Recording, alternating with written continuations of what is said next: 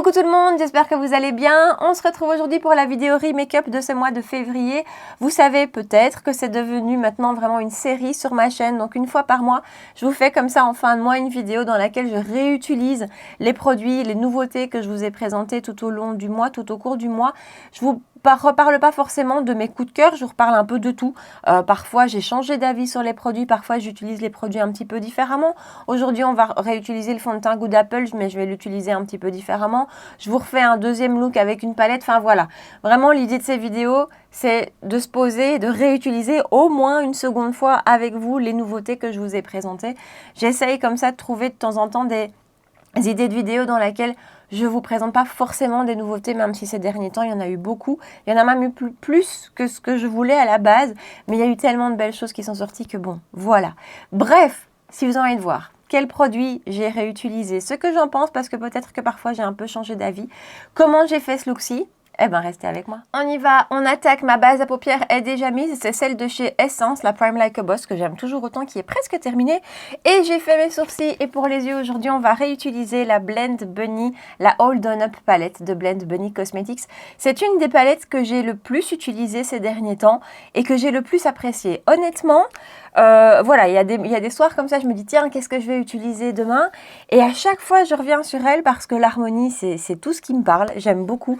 Je vous ai fait un look avec elle et aujourd'hui on va en faire un second, c'est un peu le but de la vidéo et vous vous en doutez, on va aller dans les gris, ce que je préfère.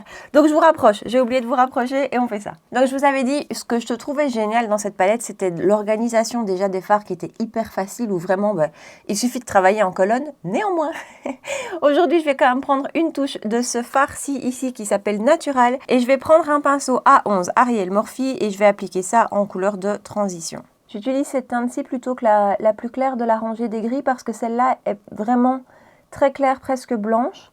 Et voilà, celle-ci par contre, je trouve que c'est une très jolie couleur froide de transition. J'aime beaucoup. Les couleurs froides, moi, il y a rien à faire, c'est ce que je préfère. Voilà, vite fait, bien fait. Et puis je vais prendre la teinte ici, le gris, dans lequel il y a des petits reflets, des petites touches un petit peu, pas des reflets, mais des petites touches un peu bleues, lilas comme ça, j'adore. Ça s'appelle The Look, avec un pinceau A20 Ariel Morphe toujours, et je vais l'appliquer sur toute la paupière mobile. Je vous disais il y a 2 secondes qu'il n'y a rien à faire, les tons froids c'est ce que je préfère. Mais encore hier, je me suis vue en fin de journée, j'avais un make-up vraiment dans les tons orangés, donc très chaud. Et j'étais un petit peu fatiguée déjà à la base ces derniers jours, mais vraiment je trouvais hier que ces tons-là ne faisaient qu'accentuer mon air fatigué. Alors je ne sais pas si je me trompe ou pas, mais voilà, je trouve que sur moi, des tons froids sont plus flatteurs. En tout cas, quand à la base, je ne suis pas aidée parce que j'ai déjà une mine déconfite, ben vraiment hier, je me suis dit, je me préfère dans des tons froids. Ensuite, je vais prendre Smoking qui est juste là. C'est un fard vraiment noir.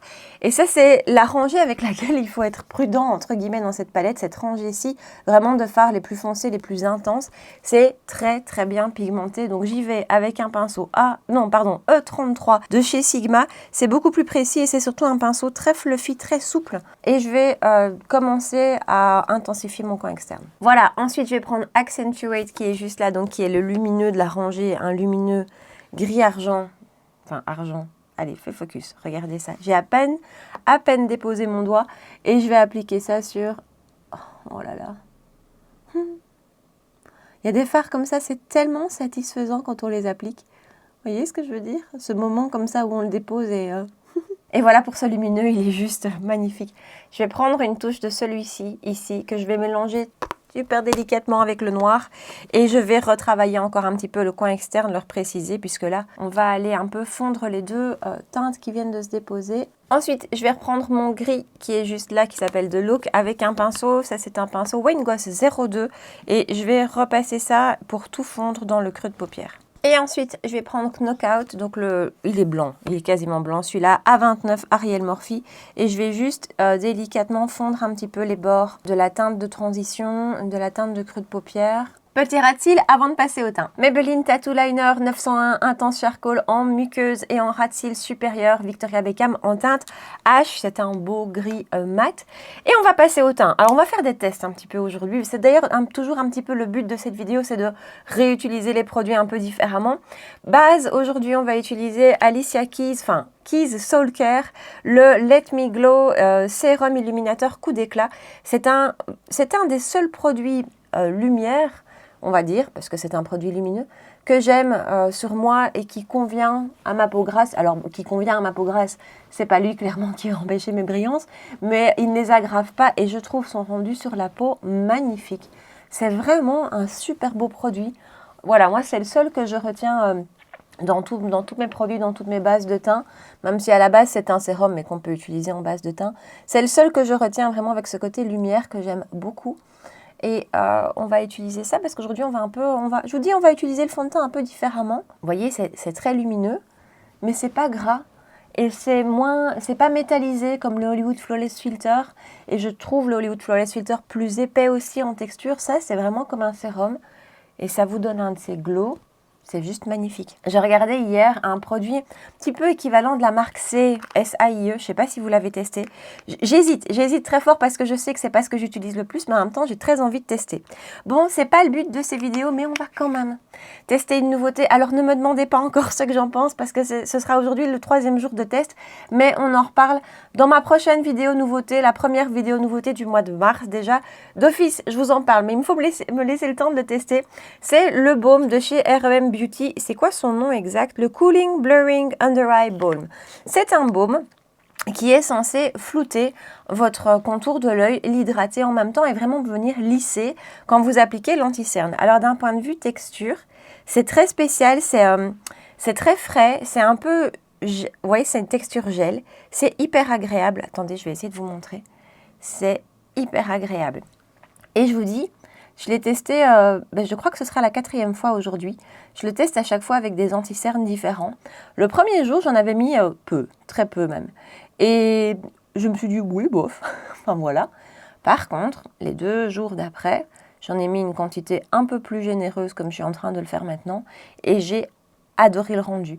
Alors après, je vous dis, je l'ai à chaque fois utilisé avec des anti-cernes différents. Donc, non, c'est pas vrai. Je l'ai utilisé 2 fois avec le Givenchy et 1 fois avec le Dior. Le rendu n'était pas tout à fait le même. Donc aujourd'hui, on va encore tester un autre. Mais je vous dis, laissez-moi un peu le temps. Mais franchement, hyper prometteur, quoi. Il y a un jour où je suis rentrée, le soir, j'en revenais pas du rendu de mon dessous de l'œil. C'était impressionnant. Donc voilà, je vous tiens au courant. Et en tout cas, l'impression qu'on a quand on l'applique, c'est très frais. Et je vous assure que les rides qu'on a sont comblés. Donc voilà, je vous en reparle. Alors on continue avec le teint, on va continuer la base et je vais prendre mon baume de chez Danessa Myricks en teinte numéro 3 qui est, donc j'ai 2 versions teintées, la 3 et la 4. La 3 me convient très bien pour l'hiver et la 4 pour l'été forcément. Et je vais vraiment l'appliquer sur la zone T. Voilà, je ne sais pas si vous voyez, ça a vraiment unifié ma zone T, mais avec ses propriétés du baume de chez Danessa qui est quand même super efficace pour mes brillances. Donc, je suis restée vraiment sur la zone T. Je vais mettre une touche du correcteur de chez Givenchy. Alors, ouais, je vais faire mes cernes avant. Pourtant, on va utiliser le fond de teint KVD. C'est pas qu'on va utiliser un fond de teint liquide, mais avec le fond de teint de chez KVD, je préfère faire mes cernes avant parce que je trouve que ce fond de teint là se fixe assez vite, même très très vite. Et du coup, avec certains anti-cernes qui peuvent avoir un fini plus épais ou plus mat, je trouve que quand les matières viennent se rencontrer, ça peut être un peu difficile à travailler, alors qu'à l'inverse, en mettant le fond de teint ensuite, ça se passe mieux. Donc voilà. Alors ce correcteur, honnêtement, je l'aime toujours autant, je vous l'ai dit plein de fois. Je trouve qu'il pourrait être un peu plus pigmenté. Par contre, au niveau de la finesse du produit, je suis complètement fan. Je viens de recevoir celui de chez ELF, qui est beaucoup plus pêche. Celui-ci est vraiment beaucoup plus orangé. J'ai hâte de tester, mais je l'ai reçu hier, donc je ne sais pas encore. Kiko Beauty Essentials, donc c'est la collection du printemps. Je vais appliquer, c'est déjà un peu trop je pense. Je fais toujours ça. Et avec un pinceau de chez Real Techniques, le 242, je vais dans un premier temps l'estomper. Cette collection, ça n'a pas été... Enfin si, alors ce que j'ai acheté de la collection, j'en suis ravie. Vraiment, mais finalement, je n'ai pas acheté tant de choses, je vous l'avais dit. Je ne sais pas si c'est dû à au fait qu'il y ait trop de collections ou juste celle-ci qui me parlait un peu moins. Et l'anti-cerne, quand je l'ai acheté, j'étais curieuse comme à chaque fois que j'achète un anti-cerne.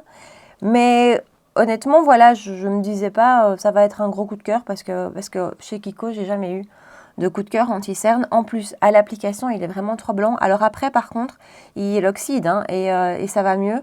C'est clairement pas un anti-cerne que je pourrais utiliser en été.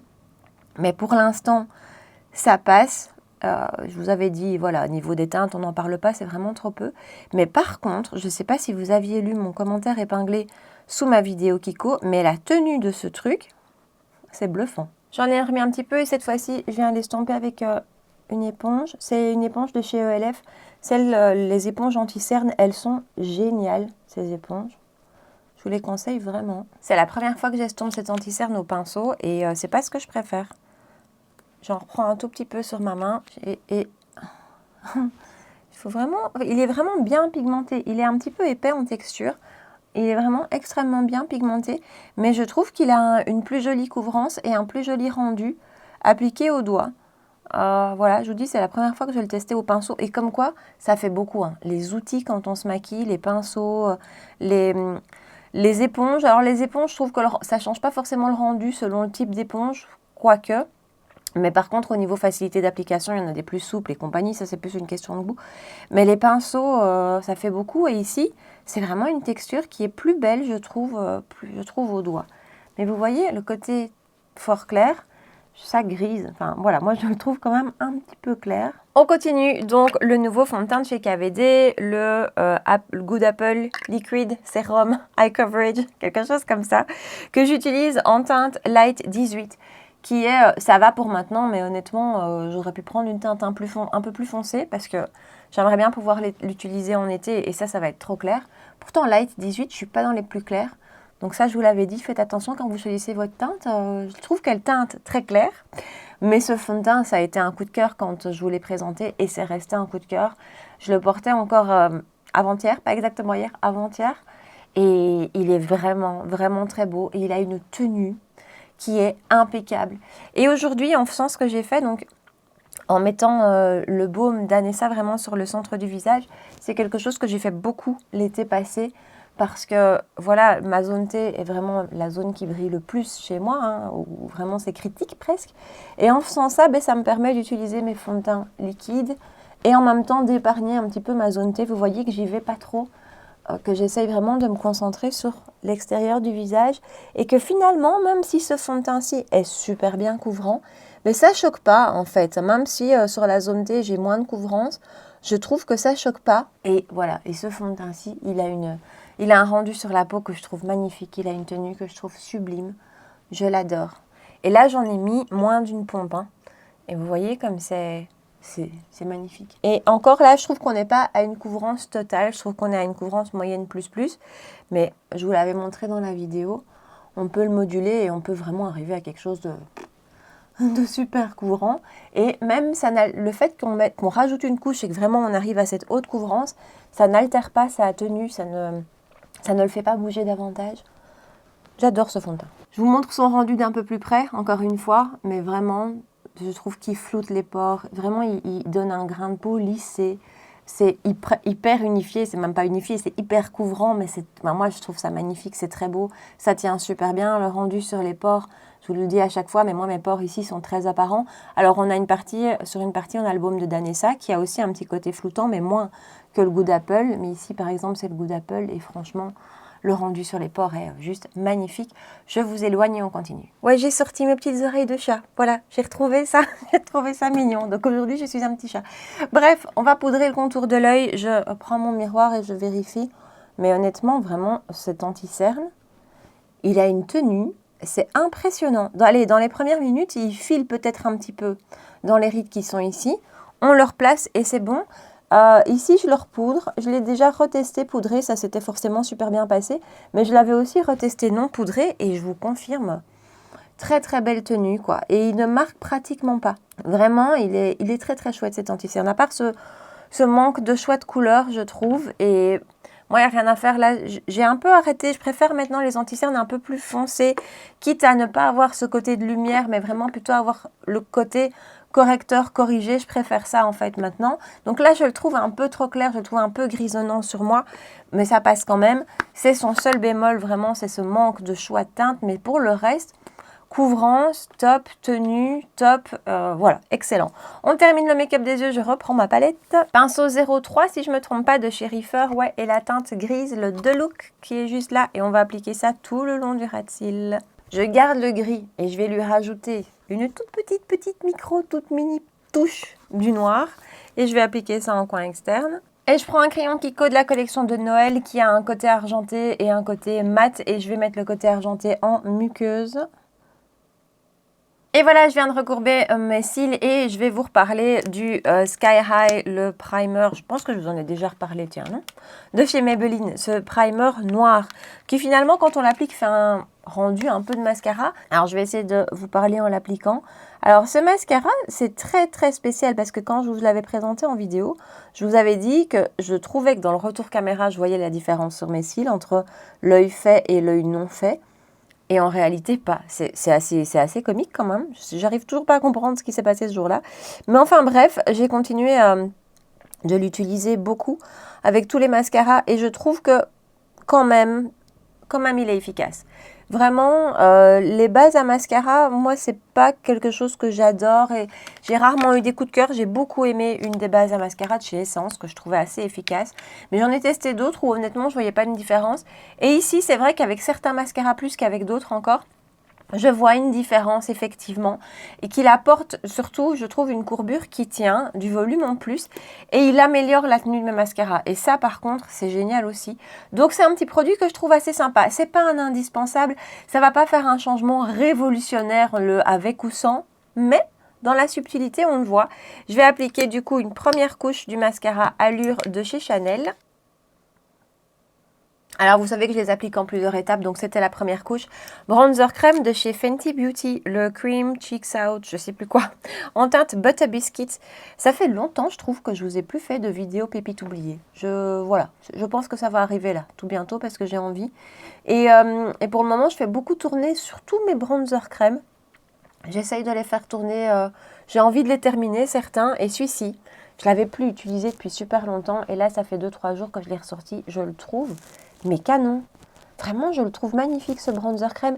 Et pour avoir aussi ressorti le bronzer poudre de chez Fenty il y a quelques jours, où là honnêtement j'ai été un petit peu, il manque un peu de pigmentation pour moi et je trouve qu'il est un peu peut-être trop clair pour pour ma carnation, pourtant je suis claire, mais voilà, sa teinte ne m'a pas, quand je l'ai réutilisé je me suis dit bof. Mais par contre, celui-ci, je le trouve génial. J'ai mis une deuxième couche de mascara entre-temps et on va passer au blush. Franchement, les blushs, aujourd'hui, j'ai hésité parce que je vous en ai parlé de pas mal ces derniers temps. Vous savez, ma folie pour les blushs. Et je les aime tous. Le Danessa Myricks, je l'adore. Et ceux-ci, les Charlotte Tilbury, je les trouve superbes.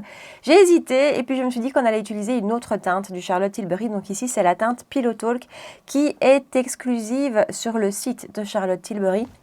Donc, vous ne pourrez pas normalement la trouver ailleurs. Mais honnêtement, je trouve qu'elle vaut le déplacement. Je vous avais dit que Peach, je crois que c'est Peach Pop, était ma teinte favorite. Et c'est vrai que Peach Pop, je trouve qu'elle amène ce côté, mais frais, lumineux. C'est la teinte de l'été, pour moi, c'est le Peach. Je crois que le Pink est celui que je trouve le plus classique, entre guillemets. Très beau, très belle texture, tout ça très joli. Mais alors celui-ci...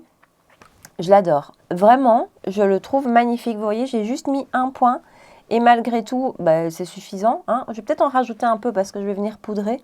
Ah non, parce que j'ai un... Non, j'ai un blush poudre. Non, on va arrêter là. Mais cette teinte-ci, c'est une teinte... allez, c'est un rose neutre. Vraiment, c'est un peu comme un vieux rose. C'est une teinte, je trouve, qui va aller avec tout. C'est vraiment la teinte, vous ne savez pas quoi mettre, vous sortez ça. Elle n'est pas trop peps parce que parfois, on n'a pas forcément envie de quelque chose de trop flash. Surtout que, voilà, moi, j'aime beaucoup les blushs qui se voient fort, mais ce n'est pas le cas de tout le monde. Lui, il est magnifique. Franchement, cette teinte-ci, je la trouve sublime. C'est fondu. Ça apporte juste ce petit côté bonne mine, cette touche de blush, sans être too much. Je l'adore. Avec Peach Pop, ce sont mes deux teintes favorites. Je vous dis, la Pink, je l'aime bien aussi, mais celle que j'ai le plus utilisée, c'est ces deux-ci. On va mettre une dernière couche de mascara.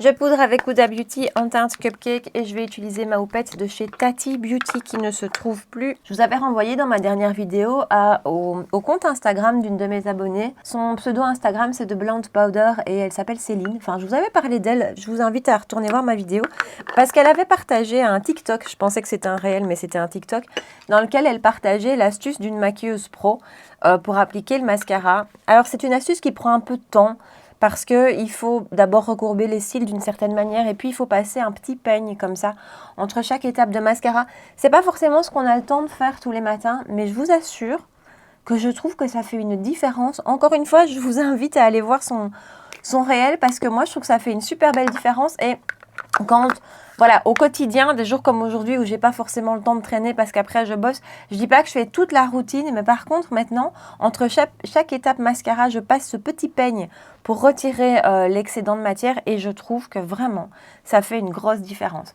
J'ai poudré, on va mettre du bronzer poudre avec celui de chez Kiko, donc de cette collection de printemps qui s'appelle Beauty Essentials et c'est la teinte 02, la teinte la plus foncée qui comme ça honnêtement peut paraître super foncée, mais je vous assure qu'une fois appliquée, c'est une magnifique teinte froide, que je dirais, ah non, je dirais pas froide, je trouve qu'elle est juste ce qu'il faut, elle est neutre. C'est vraiment un des bronzers les plus froids que j'ai pu tester ces derniers temps. Et ça, j'aime beaucoup parce que, voilà, on trouve moins de bronzer froid que de bronzer chaud. Et j'adore sa teinte. Et une fois appliqué, c'est pas du tout trop. Alors après, j'essaye de pas trop en mettre non plus. Hein. J'essaye. Quand je me vois là dans le retour, je me dis oui, oui. Bref, voilà, ça se fond super bien, ça a une bonne tenue. Les bronzers chez Kiko, moi, je les aime très souvent. Et celui-ci, je l'aime vraiment beaucoup. C'est un de mes plus gros coups de cœur bronzer chez Kiko depuis, je pense depuis l'année passée finalement. Parce que celui de la collection de Noël, je ne le trouvais pas incroyable. Celui-ci, je le trouve magnifique, quoi. Alors clairement, en plus pour l'été, il va être dingue. C'est un de mes produits favoris, j'allais vous dire, de cette collection de printemps, même si j'ai acheté assez peu et que ce que j'ai acheté, je l'aime vraiment beaucoup. Donc voilà, alors ça, les blushs de chez Too Faced. Normalement, ces vidéos-ci, elles sont pas faites pour ne vous parler que de mes coups de cœur, mais je sais pas, ça s'est mis comme ça hier soir quand j'ai tout préparé. Donc ce sont les nouveaux Cloud Crush Blush de chez Too Faced. Ça y est, ils commencent à arriver. Enfin, moi je l'ai acheté sur Beauty Bay, j'allais dire ça commence à arriver en Europe. Bien que Beauty Bay ne soit plus en Europe techniquement, puisque c'est en Angleterre. On a fait une petite leçon de géographie. Bref, ils commencent à débarquer chez nous. Ils sont dispo chez The Bay & Corf, ils sont dispo chez Douglas à l'instant où je vous parle. Donc je suppose que chez Sephora, ça ne tardera pas. J'ai ici la teinte Velvet Crush que je vais appliquer avec un F40 de chez Sigma. Alors, The Bay & Corf, c'est un site néerlandais sur lequel moi j'ai souvent commandé. Apparemment, ils vont fermer le site pour la France, le Luxembourg. Oh, ça sent tellement bon. La France, le Luxembourg et Monaco, je pense. Ça reste accessible pour nous, Belges. La version française du site disparaîtra, donc ce sera en néerlandais. Mais voilà, hein. On peut le faire. Et voilà, mais c'est dommage que ça ferme pour les autres pays parce que c'est un chouette site qui revend énormément de très jolies marques. Après, je vous dis Douglas, mais là aussi, Douglas, c'est pour nous en Belgique. Je pense que la France ne peut pas y commander. Et nous, en Belgique, on a accès à douglas.be et à douglas.nl. Et petite info, les produits ne sont pas toujours les mêmes et les promos ne sont pas toujours les mêmes. Donc voilà, celui-ci, mais vraiment, ces blushs, je les adore. J'en ai 5 teintes, ils sont tous à côté de moi. Et j'ai aussi à côté de moi, pour vous expliquer, ce chez Valentino, par exemple, que je trouve très beau. Hein. Mais je vous assure, j'ai moins ce crush avec les Valentino qu'avec les Too Faced qui pour moi sont les plus beaux blushs que j'ai testés. Vraiment ceux qui me plaisent le plus, que je prends le plus de plaisir à utiliser, dont j'adore le rendu, j'adore la gamme de teintes, la tenue est très belle, ça floute un petit peu les pores, j'adore tout. Vraiment, depuis RMS, c'est mon plus gros coup de cœur blush. Voilà, pour moi, c'est un plus gros coup de cœur que les Valentino. On va reprendre l'highlighter de chez Kiko de la collection, là aussi, du printemps, que j'ai en teinte 01 et que je vais prendre généreusement au doigt, bien chauffer la matière. Je pense que des produits que j'ai achetés, c'est celui qui m'emballe le moins, dans le sens où le reste, je les ai beaucoup utilisés, lui un peu moins. Alors, à la base, déjà, je ne suis pas une dingue d'highlighter. Voilà, et que les Rare Beauty, moi, depuis que je les ai, j'ai pas besoin d'autre chose, honnêtement. Après, il est très joli et il a un petit effet un petit peu, j'ai presque envie de dire naturel, même si, comme je vous dis à chaque fois, un highlighter, c'est quand même pas très naturel. Mais, voilà, il a un petit rendu discret. fondu. Voilà, il est joli. Il est joli, mais comme moi, les highlighters, c'est pas le produit qui me fait le plus triper, hein, si je peux dire. Voilà. Vous voyez, il a quand même un joli rendu, quoi. Par contre, je vous conseille clairement de l'appliquer comme ça au doigt et de ne pas venir tirer le stick sur votre visage déjà maquillé. Mais donc appliquer au doigt comme ça par-dessus un teint poudré, ça fonctionne. Spray de finition Charlotte Tilbury. Cette fois-ci, j'arrive vraiment au bout. Alors, pour les lèvres aujourd'hui, je vous en ai pas encore parlé, bah, c'est l'occasion. REM Beauty, ce sont donc les crayons à lèvres que j'ai en teinte Key Change. Je vais vous faire un swatch. Alors, ce sont des rouges à lèvres qui se rétractables comme ça. On dirait qu'on pourrait que ce sont des crayons qu'on peut tailler, mais non. Et donc, voilà la teinte, c'est un joli rose. Donc, je l'applique et après, je vous dis ce que j'en pense.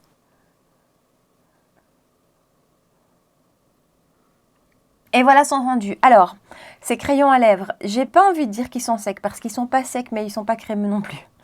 Voilà, ça s'applique bien, ça s'étire bien, mais je trouve que je dois venir vraiment crayonner parce ils sont semi-secs. Voilà, ils sont semi-secs. C'est pas un gros coup de cœur, c'est pas une cata, pas du tout. Je vais l'utiliser. En plus, c'est une teinte que j'avais pas particulièrement puisque j'avais assez peu de crayons à lèvres dans les roses.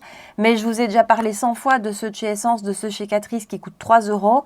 Je les aime tout autant, voire plus que celui-ci. Donc voilà, c'est pas une horreur, mais je trouve qu'au niveau texture, ça manque un petit peu de crémeux. Par contre, la tenue est très bonne. Donc voilà. Et j'applique par-dessus un des gloss de chez Kiko. Finalement, aujourd'hui, je pense que je vous aurais reparlé de tous les produits Kiko. C'est la teinte numéro 2 ou la teinte numéro 3, je pense plutôt, oui. La teinte rosée, ils sont légèrement pailletés, ils sont magnifiques. Et voilà pour le Kiko, clairement, là aussi, un de mes produits favoris de ce que j'ai pu tester. Ils sont super beaux. Ils ont ce petit côté repulpant comme ça, mais c'est pas trop. Le petit côté pailleté, on ne le voit pas. Finalement, on voit pas les paillettes à l'œil, mais ça donne ce côté ultra lumineux. Je les adore. Je pense que je voudrais aller en chercher une autre teinte, mais apparemment, ça part super vite en boutique. Donc voilà, j'adore. Voilà pour la vidéo Remake-up du mois. Je vais pas vous refaire un point sur tous les produits que j'ai utilisés. Si vous avez envie d'en savoir davantage et de voir d'entendre peut-être plus d'infos au sujet de tous ces produits, je vous en ai parlé ce mois-ci. Donc il suffit d'aller voir dans mes vidéos de ces dernières semaines ou vous savez, vous me posez souvent la question de dans quelle vidéo est-ce que je peux retrouver tel ou tel produit. Je ne les connais pas par cœur, mais à côté de mon nom, sur la page de ma chaîne, vous avez une petite loupe et si vous tapez là votre recherche dans la petite loupe, ça va rechercher sur ma chaîne ce nom-là, ce mot-là, ce produit-là. Donc voilà, n'hésitez jamais. Tous ces produits-ci, je viens de vous en parler dans les dernières semaines. Et je vous dis, ces vidéos en général, le but, c'est pas de ne parler que des favoris, mais il y a eu beaucoup de belles choses ces dernières semaines. J'ai testé beaucoup de choses qui m'ont plu. Et voilà, hier, quand j'ai préparé la vidéo d'aujourd'hui, c'est vraiment les produits qui m'ont sauté aux yeux, que j'avais envie de réutiliser. Et j'aime beaucoup le rendu final. Cette palette est juste magnifique. Moi, les tons froids, il n'y a rien à faire. C'est ce que j'aime. J'espère que vous avez aimé la vidéo et que ce thème vous plaît. Voilà, vous savez bien que j'aime bien de temps en temps quand même essayer de réutiliser les produits et de ne pas toujours arriver avec des nouveautés, même si ces derniers temps, j'ai fait plus de vidéos nouveautés que ce que je voulais à la base, mais il y a eu tellement de choses qui sont sorties que bon, voilà, et des belles choses en plus. Partagez-moi ici en bas dans les commentaires, dites-moi quels sont les, ou peut-être quel est le produit que vous n'avez pas pu lâcher ce mois-ci. Vraiment celui vers lequel vous avez eu envie de retourner tous les jours, moi c'est ça. Il n'y a pas un jour de ce mois où j'ai pas utilisé un des blushs de chez Too Faced. Donc voilà, partagez-moi tout ça ici en bas. Si vous avez aimé la vidéo et si vous avez passé un bon moment avec moi, comme d'habitude, n'hésitez pas à la liker, à me rejoindre sur Instagram pour qu'on puisse papoter ensemble et à vous abonner à ma chaîne si ce n'est pas encore fait. 2 rendez-vous par semaine, les dimanches matin 9 h et les mercredis soir 19 h. D'ailleurs, on se retrouve mercredi pour la vidéo des tops et des flops de ce mois de février. Voilà, en attendant, prenez bien soin de vous et je vous dis à très bientôt. Ciao!